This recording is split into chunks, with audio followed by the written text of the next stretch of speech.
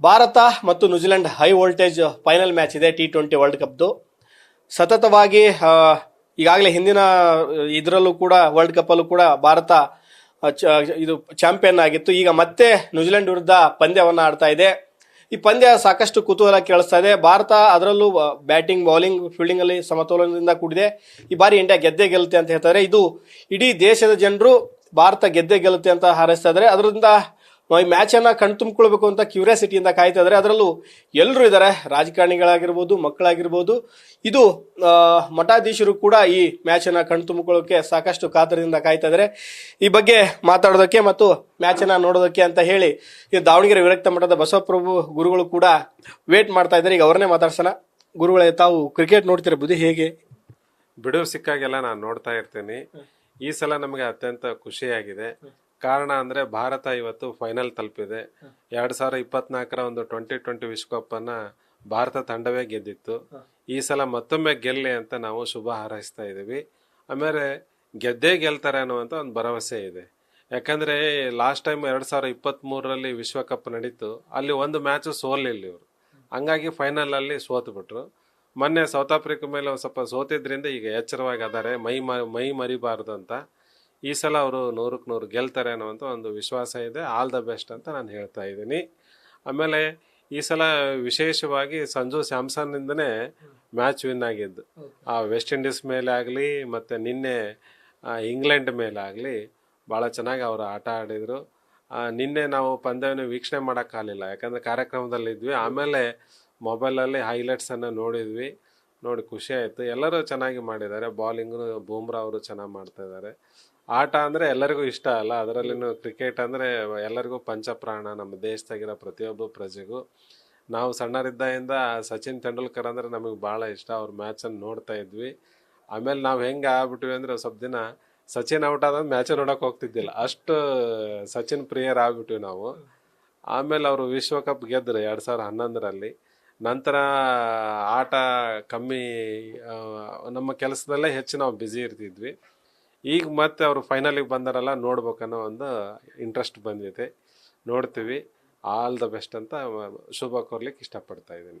ಇನ್ನೊಂದು ಅಂದ್ರೆ, ಈ ಮಠಾಧೀಶರು ಒಂದು ಕಟ್ಟುಪಾಡು ಈ ಮ್ಯಾಚ್ಗಳನ್ನು ನೋಡ್ತಾರ ಅನ್ನೋದು ಒಂದು ಇರುತ್ತೆ. ಈ ಧಾರ್ಮಿಕ ವಿಚಾರಗಳಲ್ಲಿ, ಕೆಲಸಗಳಲ್ಲಿ ಬ್ಯುಸಿ ಆಗಿರ್ತಾರ ಅನ್ನೋದು ಇರ್ತೈತೆ. ಆದ್ರೆ ಇದನ್ನ ಹೇಗೆ ತಾವು ಬ್ಯಾಲೆನ್ಸ್ ಮಾಡ್ತೀರಿ ಅಥವಾ ನೋಡ್ತೀರಿ? ಹೇಗೆ ಇಷ್ಟ ಆಗುತ್ತೆ? ಜನರ ಬಗ್ಗೆ ಏನ್ ಹೇಳ್ತೀರಿ ಈ ವಿಚಾರದಲ್ಲಿ ಅಂತ?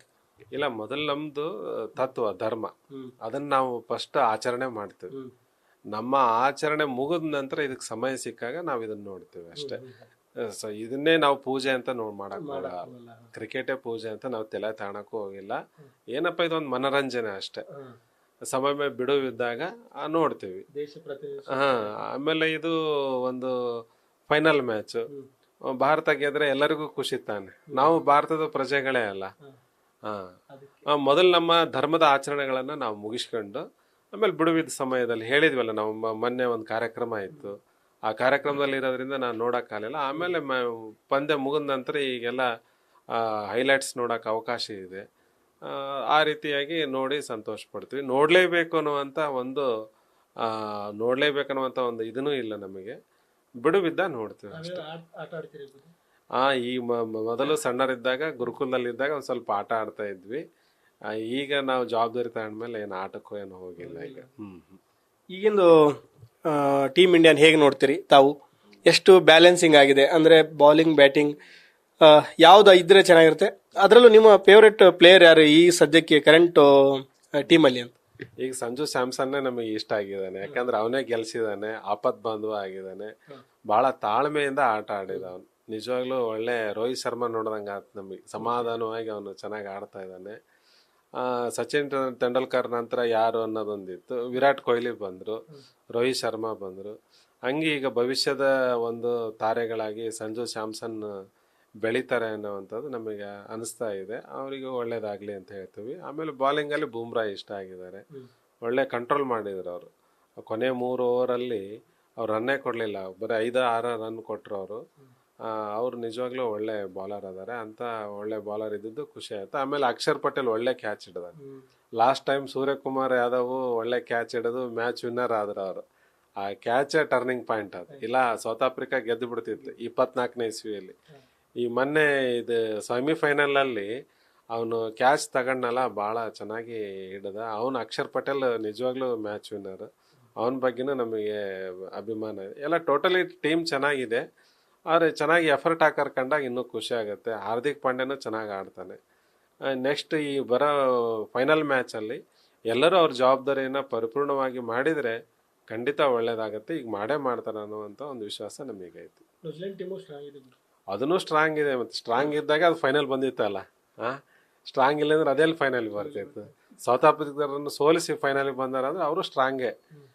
ಹಂಗಾಗಿ ಯಾರನ್ನು ಫೈನಲಿಗೆ ಬಂದ ಮೇಲೆ ಜಿಂಬಾಂಬೆನೂ ಫೈನಲ್ ಬಂತಂದ್ರೆ ಅದು ಸ್ಟ್ರಾಂಗ್ ಆಗಿದ್ದಕ್ಕೆ ಬರ್ತಾವೆ. ಈಗ ಮೊನ್ನೆ ನೋಡಿ ಸೂಪರ್ 8ಗೆ ಬಂದಿತ್ತು ಜಿಂಬಾಂಬೆ, ಆಸ್ಟ್ರೇಲಿಯಾದವರೇ ಹೊರಗೆ ಹೋಗ್ಬಿಟ್ರು.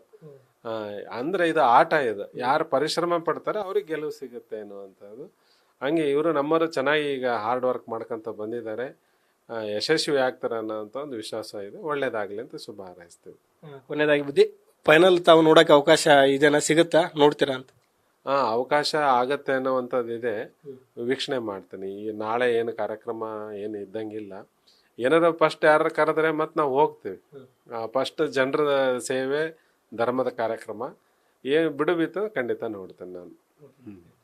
ಇದಿಷ್ಟು ಬಸವಪ್ರಭು ಸ್ವಾಮೀಜಿಗಳ ಮಾತು. ಈಗಾಗಲೇ ಅವ್ರು ಹೇಳುವಂತೆ ಕ್ರಿಕೆಟು ಅದೊಂದು ಜ್ವರ ಇದ್ದಂಗೆ, ಯಾರಿಗಾದ್ರೂ ಅದರ ಹುಚ್ಚು ಇದ್ದೇ ಇರುತ್ತೆ, ನೋಡ್ತಾರೆ. ಗುರುಗಳಿಗೂ ಕೂಡ ಅದ್ರ ಬಗ್ಗೆ ಒಲವು ಹೆಚ್ಚಾಗಿದೆ. ನಾವು ಕೂಡ ಕ್ರಿಕೆಟ್ ಅನ್ನ ವೀಕ್ಷಣೆ ಮಾಡ್ತೀವಿ, ಅದು ಬಿಡುವಿರುವಂತ ಸಮಯದಲ್ಲಿ ನೋಡ್ತಿರ್ತೀವಿ. ಆ ಟೈಮಲ್ಲಿ ಅವಕಾಶ ಸಿಕ್ಕಿಲ್ಲ ಅಂದ್ರೂ ಕೂಡ ಬೇರೆ ಸಮಯದಲ್ಲಿ ಕೂಡ ನಾವು ಮ್ಯಾಚ್ ಅನ್ನು ವೀಕ್ಷಣೆಯನ್ನ ಮಾಡುವಂತ ಕೆಲಸವನ್ನ ಮಾಡ್ತೀವಿ. ಒಟ್ಟಾರೆಯಾಗಿ ಭಾರತ ಸ್ಟ್ರಾಂಗ್ ಆಗಿದೆ, ಬೌಲಿಂಗ್, ಬ್ಯಾಟಿಂಗ್ ಮತ್ತು ಎಲ್ಲ ಫೀಲ್ಡಿಂಗ್ ವಿಭಾಗದಲ್ಲೂ ಕೂಡ ಅದು ಸ್ಟ್ರಾಂಗ್ ಆಗಿದೆ. ಈ ಸಾರಿ ವರ್ಲ್ಡ್ ಕಪ್ ಅನ್ನ ಗೆದ್ದೇ ಗೆಲ್ಲುತ್ತೆ, ಮತ್ತೊಂದು ಸಾರಿ ಚಾಂಪಿಯನ್ ಆಗುತ್ತೆ ಅನ್ನೋ ಮಾತನ್ನ ಹೇಳಿರುವಂತದ್ದು. ಕ್ಯಾಮರಾ ಪರ್ಸನ್ ಲೋಕೇಶ್ ಜೊತೆ Mahadev B G, news first, Davanagere.